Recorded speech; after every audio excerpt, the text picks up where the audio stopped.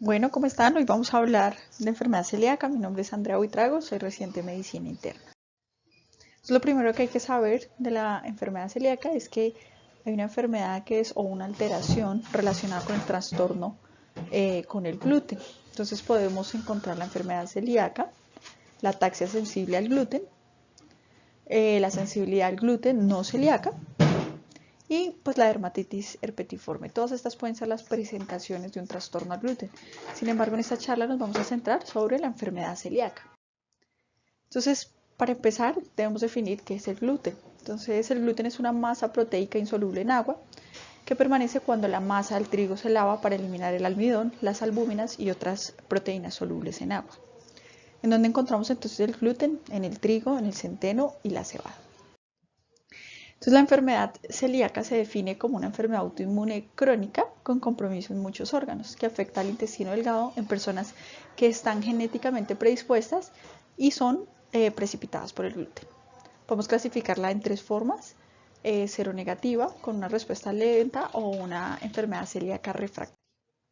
En cuanto a la epidemiología, entonces vemos que ha aumentado su prevalencia en los últimos 50 años, dado a que tenemos mejores herramientas diagnósticas, tenemos una detección exhaustiva para pacientes con alto riesgo, y en países occidentales entonces la prevalencia es del 0.6% en la histología y el 1% en la serología.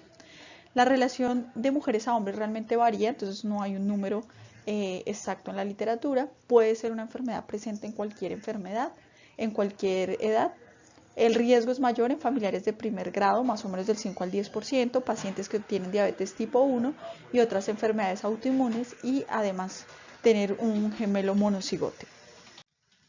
En cuanto a la genética, tenemos entonces los genes HLA de QA1 y HLA de QB1 en la presentación de péptidos del gluten, que hace que haya un locus que es el MHC-HLA. La mayoría, del 90 al 95%, tienen heterodímeros de HLA de Q2.5, y del 5 al 10% tenemos heterodímeros del HLA de Q8 o HLA de Q2.2. Su presencia es un factor necesario, pero no es suficiente para desarrollar una enfermedad celíaca. En cuanto a los factores ambientales, entonces podemos tener la exposición al gluten. Entonces podemos saber que la duración de la lactancia o el tiempo de introducción no tiene impacto en el desarrollo de esta enfermedad. Sin embargo, no hay una evidencia de introducirlo antes de los 4 meses de edad o más de los 6 meses de edad en los niños tengan un riesgo de desarrollar una enfermedad celíaca.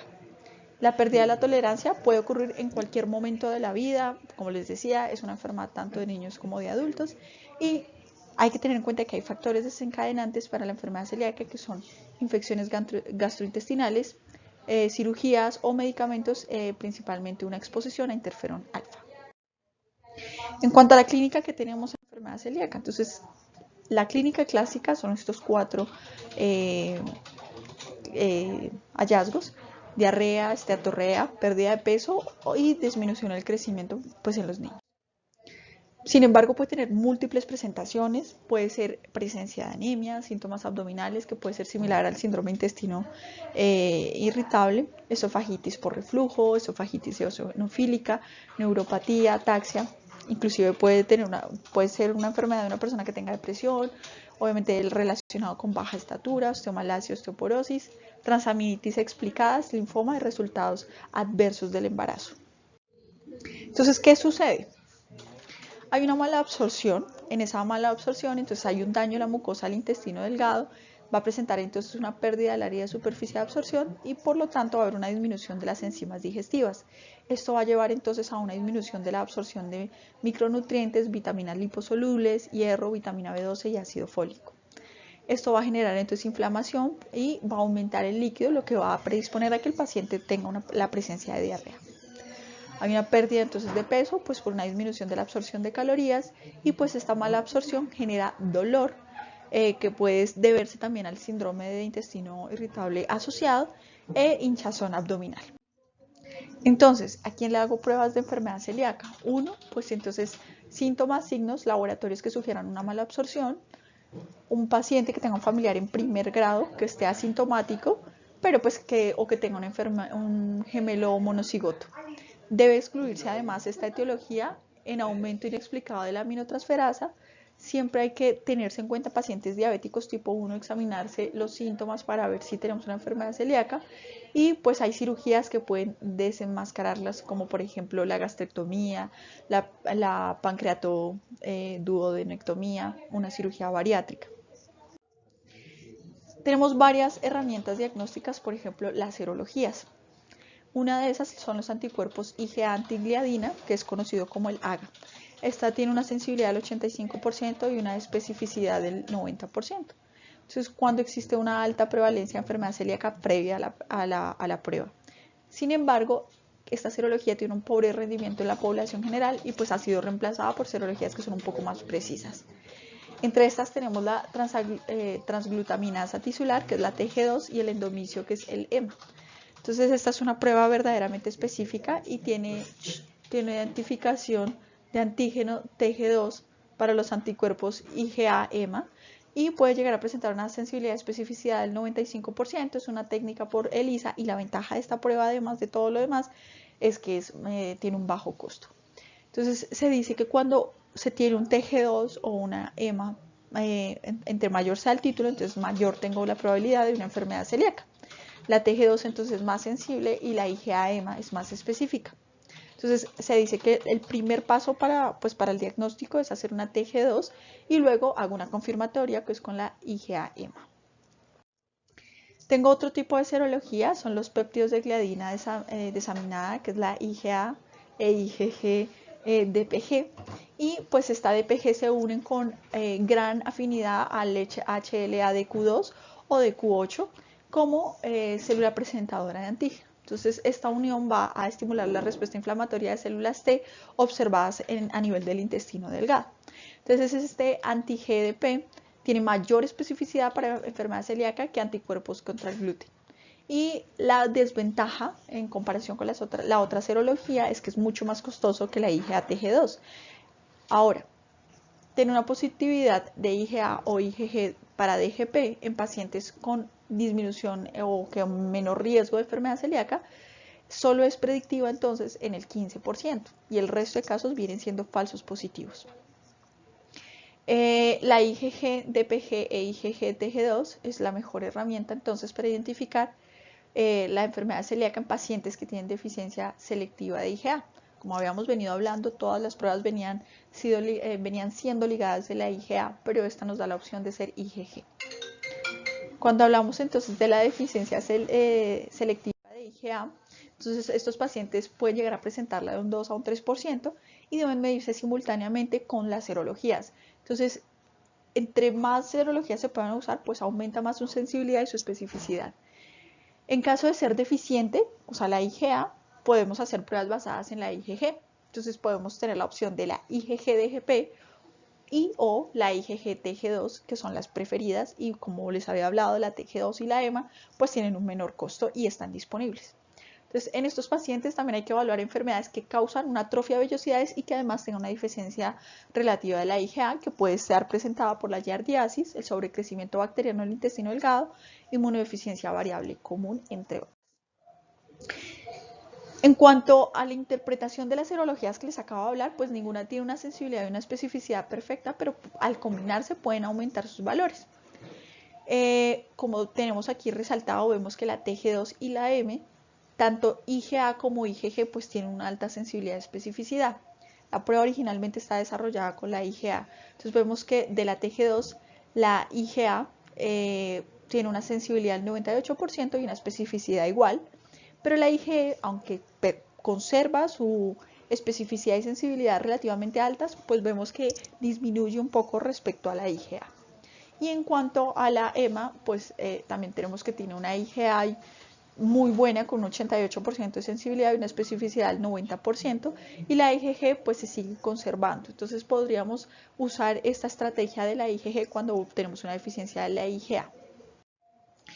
Ahora, ¿en qué pacientes voy a hacer endoscopia o biopsia duodenal si la serología para enfermedad celíaca es negativa? Entonces, uno, una diarrea crónica de características no inflamatorias, sobre todo no sanguinolentas, una diarrea con características de mala absorción, especialmente con pérdida de peso asociada, una anemia con deficiencia de hierro en ausencia de otras causas que no se sepa qué es, podemos estar sospechando una enfermedad celíaca. Cuando tenemos síntomas gastrointestinales con un familiar que tenga una historia de enfermedad celíaca, síntomas gastrointestinales en pacientes con enfermedades autoinmunes o que tengamos una deficiencia de IgA, como habíamos dicho, alteración en el crecimiento en niños, pacientes que tengan un estudio de videocápsula con hallazgos sugestivos de enfermedad celíaca y cualquier otra condición. Ahora, si tenemos una serología de enfermedad celíaca, ¿cuándo es indicada? Si la biopsia es necesaria o solo si la serología es positiva. Entonces, en síndrome de intestino irritable, cuando tenemos un aumento inexplicado de las transaminasas, cuando tenemos síntomas gastrointestinales sin un paciente que tenga una historia de una enfermedad celíaca o pues que tenga una historia personal de enfermedad autoinmune, que tengamos una colitis microscópica, una tiroiditis de Hashimoto o una enfermedad de Graves, osteopenia, osteoporosis o una ataxia que no está explicada o una neuropatía periférica, también la podemos estar sospechando. Cuando tenemos alteraciones recurrentes de úlceras a nivel de cavidad oral o personas con infertilidad o una menarquia tardía o una menopausia por el contrario pues temprana, un síndrome de fatiga crónica. O sea, tenemos varias etiologías que en esta tabla nos puede llegar a hacer sospechar sobre pacientes que puedan llegar a tener la enfermedad celíaca. Entonces, ¿qué pruebas diagnósticas tengo? Ya sabemos la herramienta importante de la serología, pero entonces tengo una herramienta endoscópica y los hallazgos endoscópicos que puedo tener son fisuras de la mucosa, una mucosa nodular, que es el mismo llamado mosaicismo, una atrofia y pérdida del bulbo, vasos submucosos visibles, unos pliegues de Kerklin disminuidos o que estén festoneados, y esto entonces va a tener una alta especificidad y sensibilidad para la enfermedad. Hay que tener en cuenta que 1/3 de los pacientes pueden llegar a tener hallazgos totalmente normales y hay que tener claro que los hallazgos normales no excluyen el diagnóstico de enfermedad celíaca. Entonces, siempre la recomendación es, siempre hay que tomar biopsias, al menos 4 de diferentes puntos, así no se encuentran estos hallazgos específicos de endoscópicos para enfermedad celíaca. Entonces, lo que hay que hacer es tomar 4 biopsias y también hay que tomar del bulbo.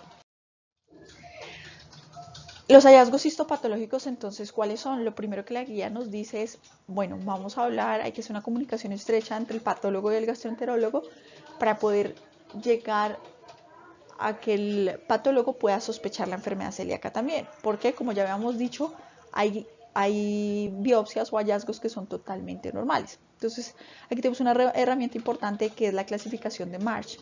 Esta se subdividió o se hizo la clasificación de 3 tipos y la 3 se subdivide a su vez en 3 tipos también. ¿Cómo es esto? Entonces, la normal, que es la tipo 0, vamos a encontrar una biopsia que es normal o con cambios que son mínimos, una infiltrativa o tipo 1, que es un aumento de los linfocitos intraepiteliales que está definido más o menos de 20 a 25 linfocitos por célula epitelial, la hiperplásica o tipo 2, que es una hiperplasia de criptas y un infiltrado crónico en la submucosa. Y pues la tipo 3, que se subdivide a su vez en tipo 3A, que es la atrofia parcial, vamos a encontrar una atrofia parcial leve, la tipo 3B, que vamos a encontrar una atrofia vellositaria subtotal o moderada, y la atrofia total, que es la 3C, vamos a encontrar una atrofia vellositaria total o completa y se va a ver el epitelio totalmente plano. En cuanto a los linfocitos intraepiteliales, entonces vamos a ver que la presencia de filtración difusa y uniforme pues nos va a dar un valor más adelante que les voy a comentar. Es una característica más sensible, pero aún no es específica de una enfermedad celíaca. Y pues se dice que es significativo cuando tenemos la presencia de linfocitos intraepiteliales al menos de 25/100. La inmunohistoquímica para CD3 es útil para resaltar el patrón de la distribución. Muchas veces podemos contar con la inmunohistoquímica para CD3, en otras instituciones no lo tenemos, pero con el infiltrado de linfocitos intraepiteliales puede llegar a ser significativo. Entonces, ¿Qué debe aparecer en el informe de una histología para poder sospechar una enfermedad celíaca? Entonces, 1, número de biopsias y orientación, características arquitectónicas, el contenido de la lámina propia, la presencia de glándulas de Brunner, el porcentaje de linfocitos intraepiteliales y una conclusión establecida de acuerdo a la clasificación moderada de Marsh que ya habíamos comentado antes. En cuanto a los diagnósticos diferenciales, hay que tener en cuenta cuando nos devolvíamos a la clasificación de Marsh tipo 1, que teníamos infiltración de linfocitos epiteliales, puede llegar a tener muchos diagnósticos diferenciales y aquí es donde se vuelve un reto clínico y un problema para poder saber realmente si estamos tratando o viendo una enfermedad celíaca o estos diagnósticos diferenciales.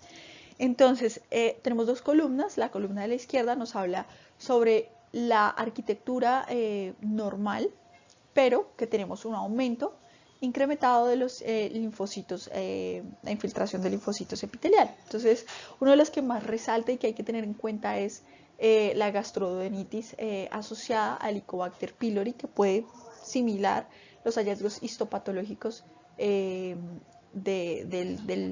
la enfermedad celíaca, pero podemos tener otro tipo de alteraciones como hipersensibilidad a la comida, puede ser por huevos, pescados, soya, o una enfermedad péptica, medicamentos como los AINES, el inhibidor de bomba de protones, infecciones, vuelve a salir a flote la giardiasis, Cryptosporidium también puede ser una alteración bastante parecida, lo que ya habíamos hablado, una tiroiditis de Hashimoto, enfermedades reumatoideas como la artritis, lupus, esclerosis múltiple, o sea, si uno dice, bueno, pero puede estar presente cualquier cosa, sí, y es cuando se vuelve un reto diagnóstico que ya les había dicho. Podemos tener enfermedad del intestino delgado, sobrecrecimiento bacteriano, y en la columna de la derecha entonces tenemos una atrofia vellosa más un aumento de la infiltración de los linfocitos a nivel epitelial y tenemos infecciones, vuelve a estar la giardiasis, enfermedad Whipple, Mycobacterium avius complex, tenemos una enfermedad de Sprue, una enteropatía autoinmune, en fin, sabemos que realmente la lista de diagnósticos diferenciales es bastante amplio y pues hay que tener ahí cuidado y que nos tenemos que agarrar de una sospecha clínica, de un cuadro clínico y poder llegar a un diagnóstico definitivo. ¿Qué pasa entonces cuando tengo alteraciones en la mucosa y la serología? Entonces, el grado de daño de la mucosa se correlaciona con los títulos tanto de anti-G2 como de EMA y pues la seropositividad del EMA es una medida indirecta de que la atrofia vellosa es mucho más grave. Y pues en este estudio publicado por el doctor Donaldson en el Clinical Gastroenterology 2008, entonces ellos muestran que los niveles anti-G2 mayor de 100 nos habla de un grado más severo de la atrofia vellosa. Tenemos otros nuevos métodos diagnósticos para la enfermedad celíaca. Entonces, esos es en este artículo del 2010, también del Journal Clinical of Gastroenterology, del doctor Koshin-Men, él nos habla que la determinación de depósitos de autoanticuerpos e IgA específicos de la TG2 en el intestino delgado es una herramienta valiosa para saber que el paciente tiene una enfermedad celíaca y se detectan inclusive cuando los pacientes, pues cuando la TG2 no ha sido detectada en suero, es decir, tengo una alta sospecha diagnóstica, tengo una TG2 negativa en suero y lo que ellos quisieron hacer es mirar este tipo de infiltración pero a nivel de la mucosa y se dieron cuenta que está totalmente relacionado y que es muy importante para el diagnóstico y este hallazgo nos puede definir una forma temprana o potencial de la enfermedad celíaca. Sin embargo, está en modo experimental, entonces pues no la tenemos ahorita disponible y pues aunque los resultados son muy buenos, son valiosos para el diagnóstico. Aquí simplemente nos muestran este artículo en la columna izquierda, los pacientes no tratados de enfermedad celíaca y vemos cómo aumenta la intensidad del depósito de la IgA en pacientes que no son tratados. Si lo vamos comparando progresivamente hacia la derecha, entonces vemos en una terapia corta de dieta libre de gluten, vemos cómo va disminuyendo la intensidad de la concentración de depósito de IgA y así progresivamente hasta la derecha. Cuando tenemos una terapia de largo término, de terapia libre de gluten, pues vemos que la disminución es bastante significativa, con unas P que realmente son significativamente o estadísticamente significativas, y comparado con un paciente que no tiene enfermedad celíaca, pues porque podemos llegar a tener depósitos de IgA, pero en una cantidad no patológica.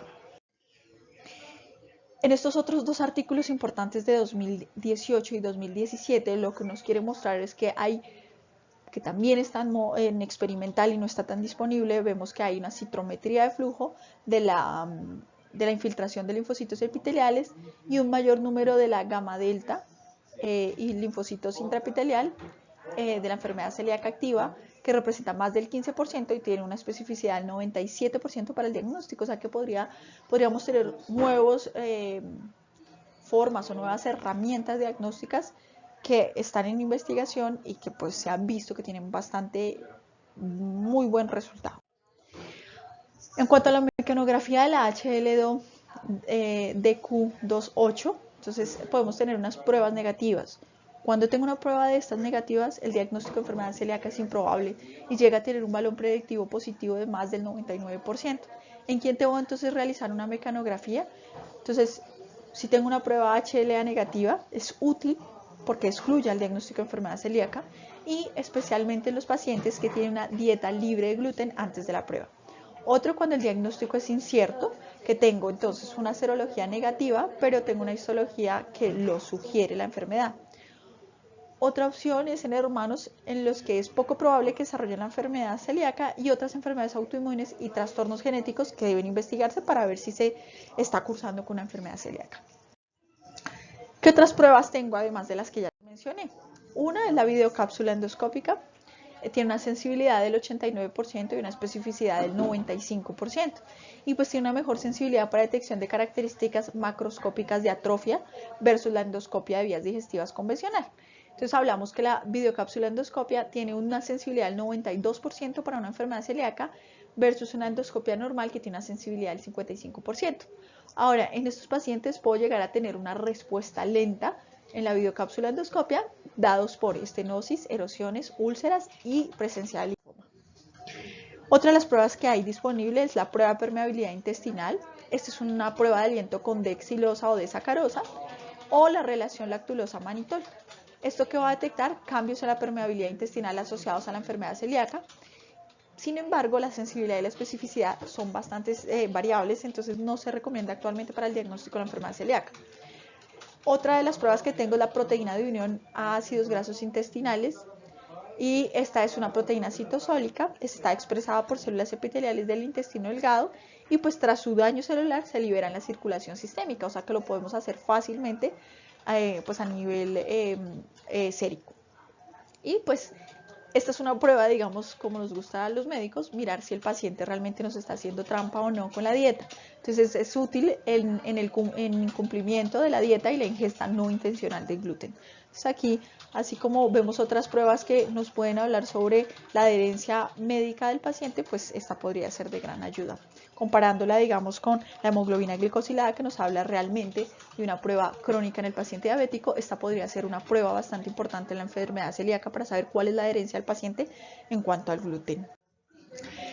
Otra que es importante y que hay que tenerla en cuenta y que la tenemos realmente a mano todos es la radiología. Entonces, ¿qué podemos decir? O sea, ¿qué hallazgos me pueden hacer sospechar sobre enfermedad celíaca? Entonces, uno es la disminución del número de pliegues yeyunales, el aumento de número de pliegues ileales, una dilatación del intestino delgado, engrosamiento de la pared, una invaginación intestinal, la presencia de linfadenopatía mesentérica que puede llegar a ser cavitante, cambios vasculares y una atrofia esplénica.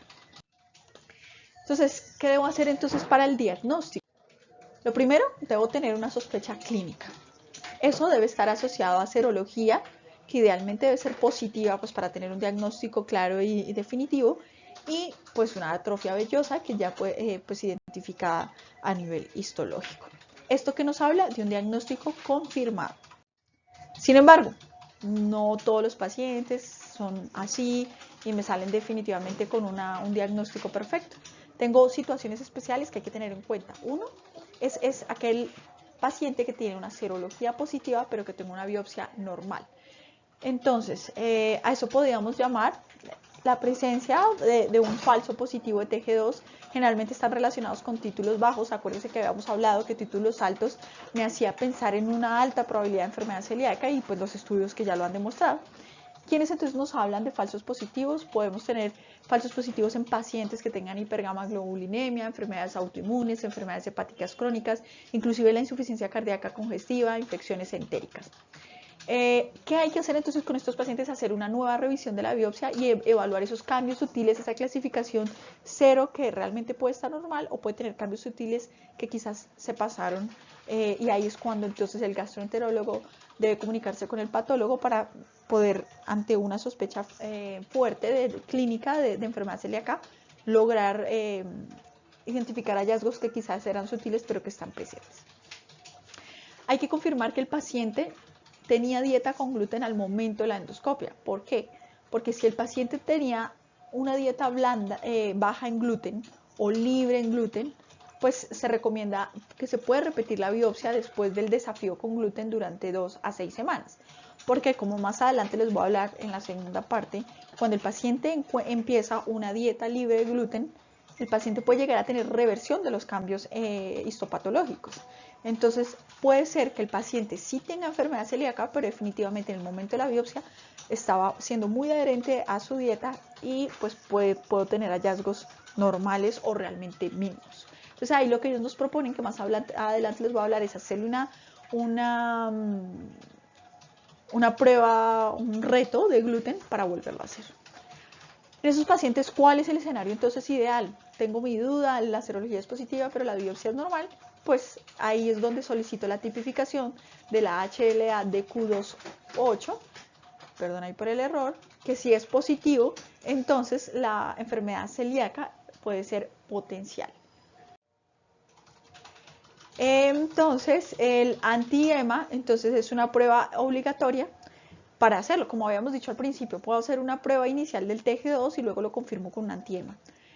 Si tengo más de una serología positiva, entonces el diagnóstico real, y estamos hablando probablemente de una enfermedad celíaca confirmada.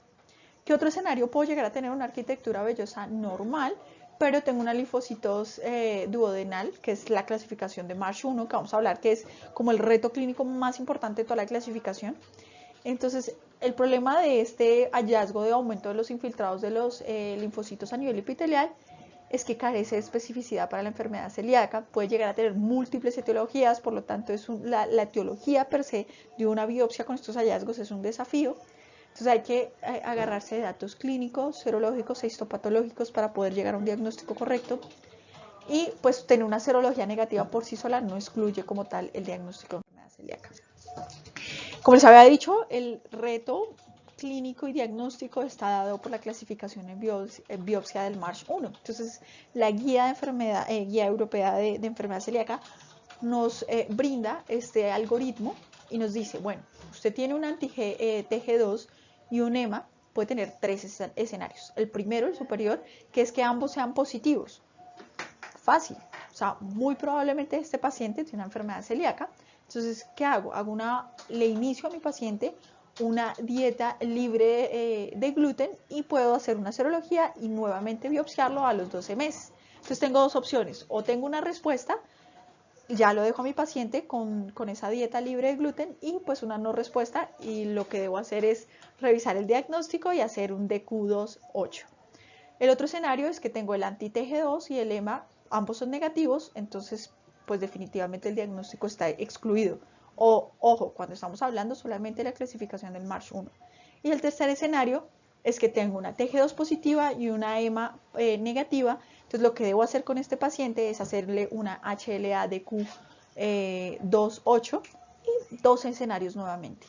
Si tengo el DQ28 positivo, entonces vuelvo a hacer una serología a los 6 o 12 meses y puedo, depende de la clínica y la evolución de mi paciente, volver a considerar una nueva biopsia para ver si este paciente ha evolucionado en sus hallazgos histopatológicos o definitivamente vigilarlo y mirar qué tal está la respuesta. El otro escenario es que tengo el DQ28 negativo y cuando ya tengo la parte genética negativa, pues el diagnóstico definitivamente está excluido.